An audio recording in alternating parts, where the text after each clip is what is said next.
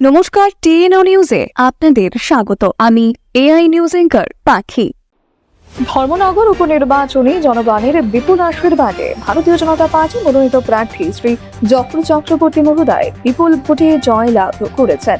ফল প্রকাশের পর আজ তিনি সপরিবারে রাজ্যের মাননীয় মুখ্যমন্ত্রী প্রফেসর ডক্টর মানিক সাহার সরকারি বাসভবনে সৌজন্যে সাক্ষাতে আসেন। তাই রাজ্যের মাননীয় মুখ্যমন্ত্রী শ্রী চক্রবর্তীকে আন্তরিক শুভেচ্ছা ও অভিনন্দন জানান এবং ধর্মনগরের জনগণের আশা আকাঙ্ক্ষা পূরণের নিষ্ঠার সঙ্গে কাজ করার জন্য অগ্রিম শুভকামনাও জানান।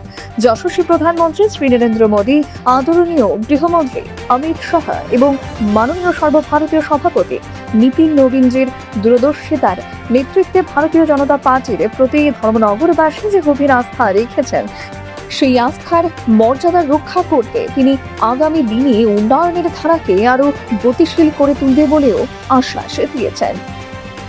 এখনকার মতো সংবাদ এ পর্যন্তই। পরবর্তী নিউজ ও আপডেটস দেখার জন্য অবশ্যই চোখ রাখুন টিএনও নিউজের পর্দায়।